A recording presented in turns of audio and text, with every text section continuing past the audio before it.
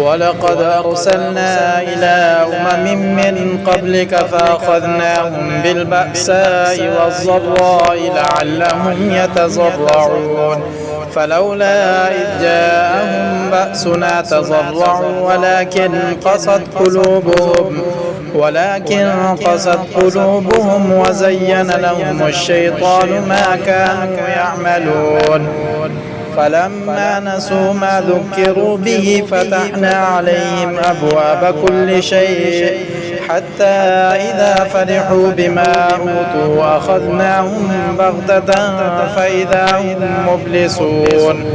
فقطع دابر القوم الذين ظلموا والحمد لله رب العالمين قل أرأيتم إن أخذ الله سمعكم وأبصاركم وختم على قلوبكم من إله غير الله يأتيكم به انظر كيف نصرف الآيات ثم هم يصدفون قل أرأيتكم إن أتاكم عذاب الله بغتة أو جهرة هل يهلك إلا القوم الظالمون وما نرسل المرسلين إلا مبشرين ومنذرين فمن آمن وأصلح فلا خوف عليهم ولا هم يحزنون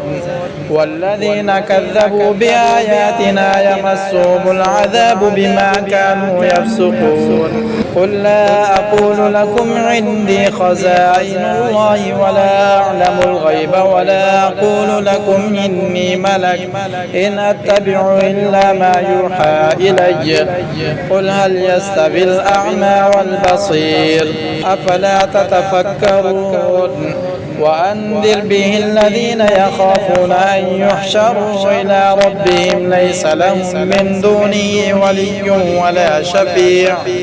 ولي ولا شفيع لعلهم يتقون ولا تطرد الذين يدعون ربهم بالغداة والعشي يريدون وجهه ما عليك من حسابهم من شيء وما من حسابك عليهم من شيء فتطردهم فتكون من الظالمين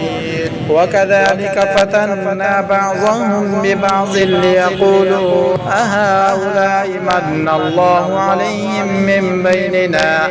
أليس الله بأعلم بالشاكرين وإذا جاءك الذين يؤمنون بآياتنا فقل سلام عليكم كتب ربكم على نفسه الرحمة أنه من عمل منكم سوءا بجهالة ثم تاب من بعده وأصلح فأنه غفور رحيم وكذلك نفصل الآيات ولتستبين سبيل المجرمين